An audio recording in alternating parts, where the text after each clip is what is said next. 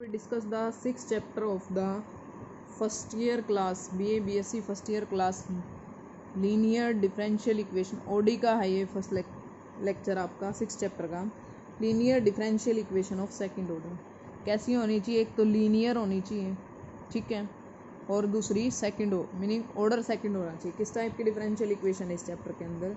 d2y/dx² plus pdy/dx plus qy is equal to r। इस type की differential equation को solve करना है। इसमें इस टाइप की डिफरेंशियल इक्वेशन को सोल्व करने के आपके पास 5 मेथड बताए गए। फर्स्ट मेथड क्या है? Bye changing the dependent variable when an integral included in the CF is known.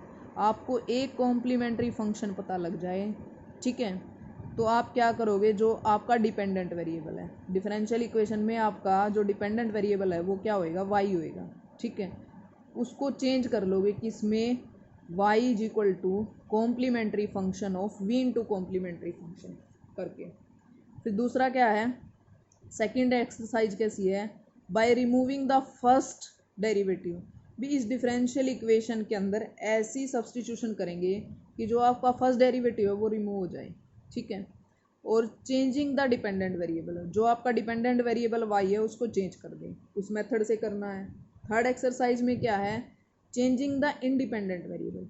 Independent variable क्या आपका x है, उसको चेंज करेंगे, ठीक है। और आपका लास्ट फोर्थ मेथड है by the method of variation of parameter. Fourth method variation of parameter से करना है। और fifth by method of undetermined coefficient.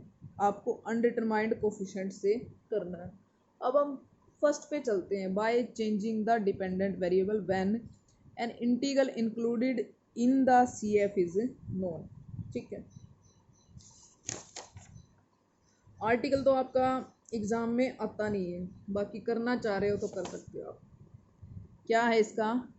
To solve a linear differential equation of second order by changing the dependent variable when the integral included the CF is known. Integral क्या include करे? आपका CF क्या हो? Known हो, ठीक है। अब ये डिफरेंशियल इक्वेशन है, हमें पता है PQR function of x only, y के क्यों नहीं है?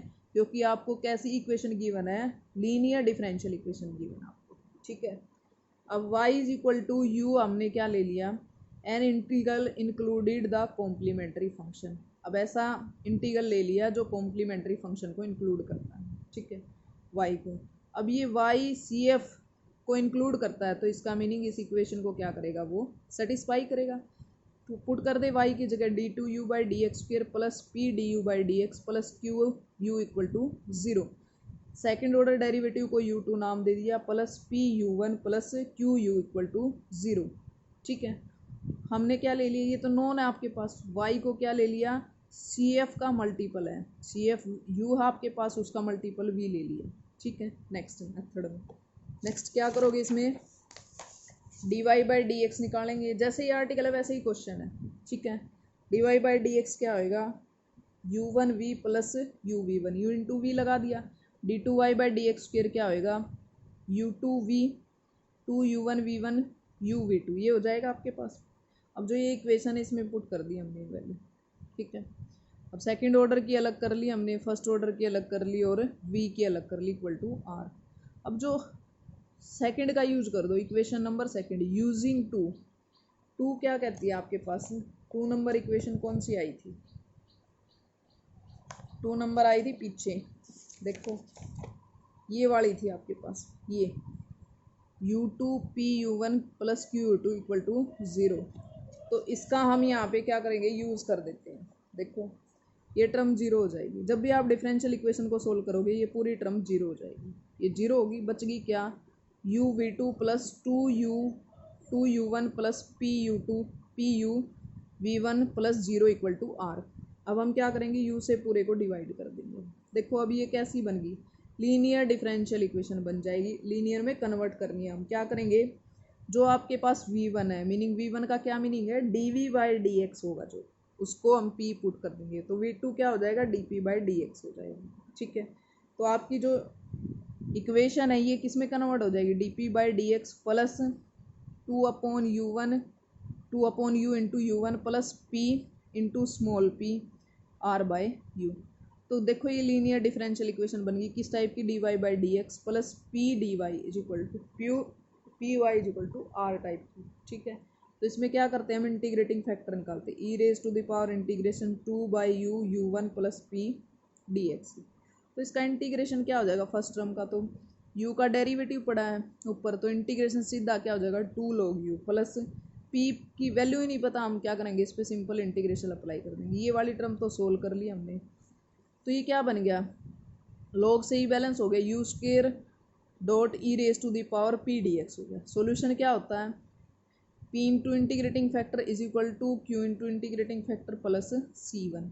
यहाँ से p निकाल के बाकी इधर मल्टीप्लाई कर दिया, p की वैल्यू क्या थी d v by d x थी। ठीक है, और फिर v निकालेंगे दोबारा, फिर इंटीग्रेट करेंगे, तो जो आपका कंप्लीट सॉल्यूशन क्या होएगा, y is equal to u we.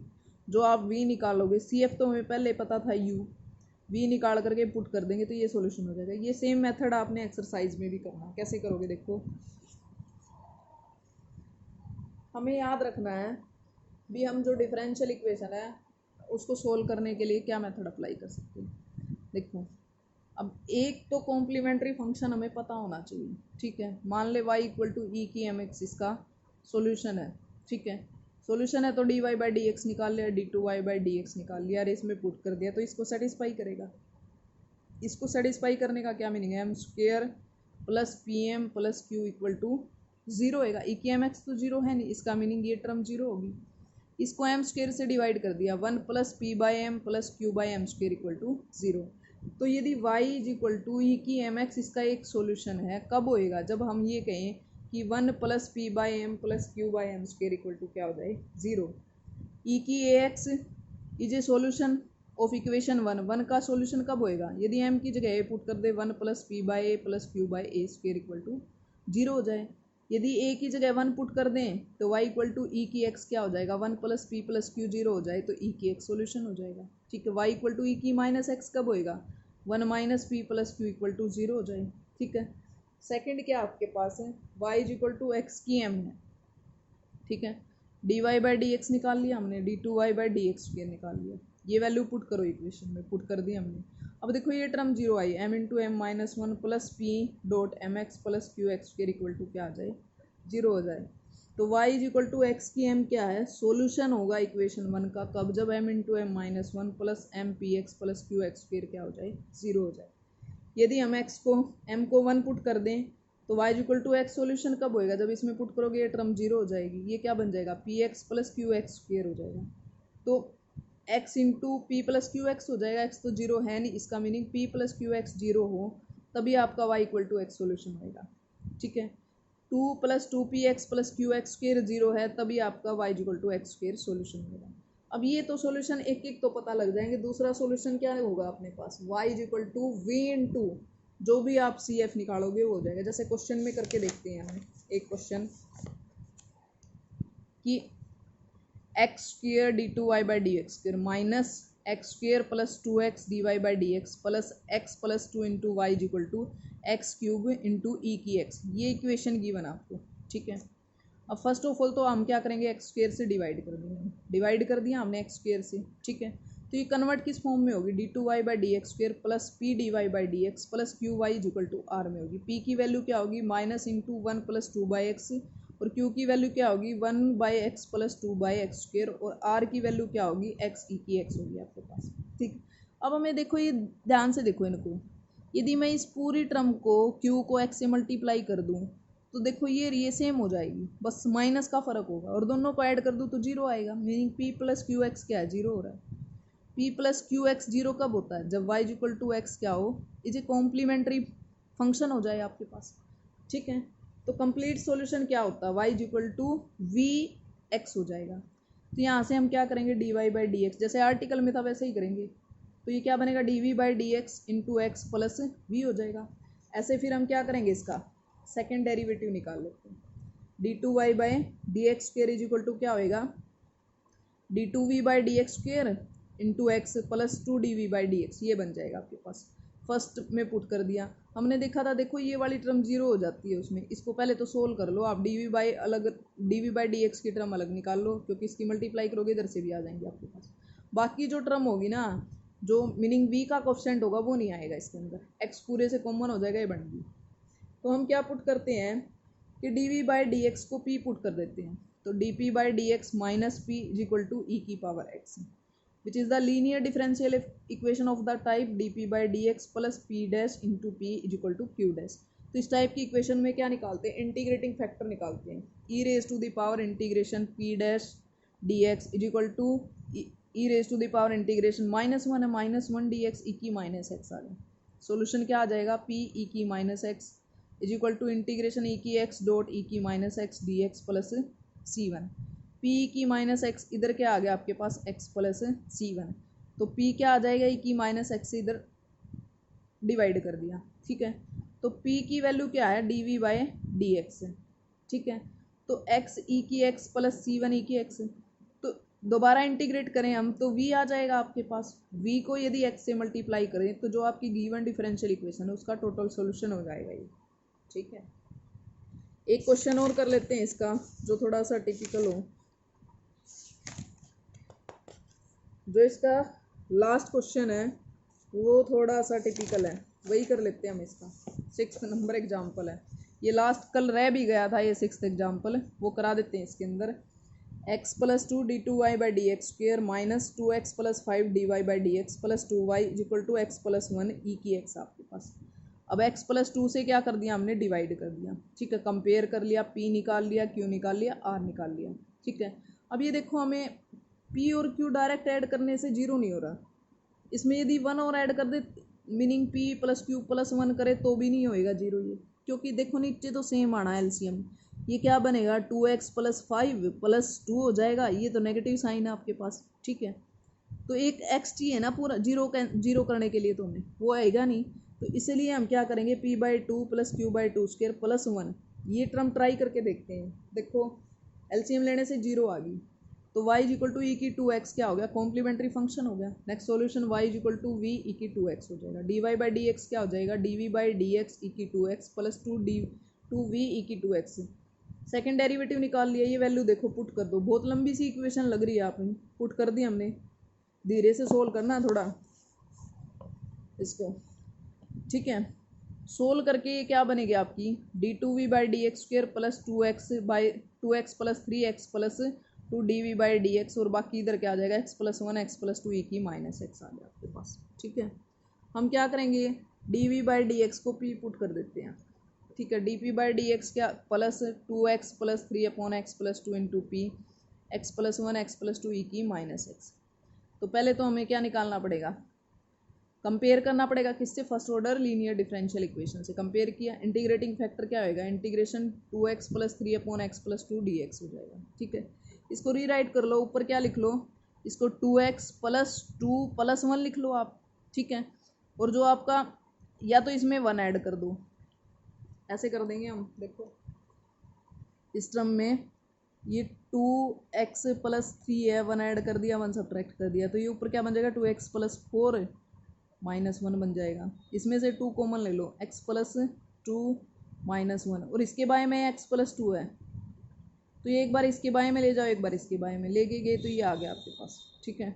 2 upon में x प्लस 2 आ जाएगा, माइनस 1 अपॉन में x प्लस 2 आ जाएगा, तो इसका तो डायरेक्ट ई की 2x हो गया, और ये नीचे है तो लोग x प्लस 2 हो गया आपके पास, ई की 2x अलग अलग कर लिया, डॉट ई की minus log of x plus 2 हो जाएगा, ई की 2x ई की लॉग ऑफ x प्लस 2 की माइनस 1 हो गया, इसका मीनिंग लॉग तो बैलेंस हो गया इधर, ये तो x नीचे आ गया, ई की 2x अपॉन एक्स प्लस 2 आ गया आपके पास इंटीग्रेटिंग फैक्टर। सॉल्यूशन क्या होता है, p into integrating factor q dash into integrating factor plus c1 हो जाएगा आपके पास, ठीक है। तो ये वैल्यू पुट कर दी हमने, अब ये देखो कैंसिल होती हैं, ये तो हो जाएगी एक वैल्यू, तो ई की x बच जाएगा, नीचे होल स्क्वायर बन गया, इसके नीचे क्या करने पड़ेंगे हमें, ये पार्शल फ्रैक्शन करने पड़ेंगे, ठीक है। कर लिया हमने, ये वैल्यू बन गई आपके पास, इसका इंटीग्रेशन सोल्व करना आपने।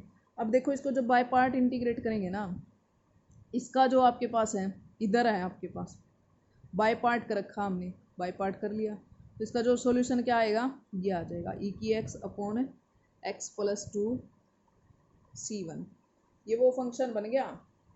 इंटीग्रेशन करना हो आपने, ई की एक्स अंदर है F x plus F dash x, ये है ना अंदर, ठीक है। अब देखो ये अंदर देखो, अब एफ एक्स मान लिया 1 और x प्लस 2 है, ई की एक साथ में है, 12 है इसके, ठीक है। और ये प्लस में इसका जो डेरिवेटिव क्या बनेगा, -1 अपॉन एक्स प्लस 2 का स्केयर बनेगा। ये देखो एफ, देखो इसको इस माइनस को इधर कर लो या प्लस लिख के माइनस इसके साथ ले लो, तो एफ एक्स और उसका डेरिवेटिव और बाहर ई की एक्स है, तो इसका जो इंटीग्रेशन क्या हो जाता है, ई की एक्स एफ एक्स हो जाता है, ठीक है। तो इंटीग्रेशन क्या हो जाएगा, ई की x over x plus 2 plus C1। तो p की वैल्यू क्या आ जाएगी, इधर से इस टर्म से डिवाइड कर देंगे हम, ये p आ गया आपके पास, dv बाई डी एक्स क्या होएगा, ई की माइनस एक्स प्लस C1 ई की minus 2x into x plus 2 आ जाएगा। तो v क्या आ जाएगा आपके पास, इसको इंटीग्रेट कर दिया हमने, ठीक है। ई की माइनस एक्स का तो माइनस ई की माइनस एक्स हो जाएगा। अब इसमें क्या बनाना पड़ेगा, बाय पार्ट करना पड़ेगा इसको इंटीग्रेट हमें, ठीक है।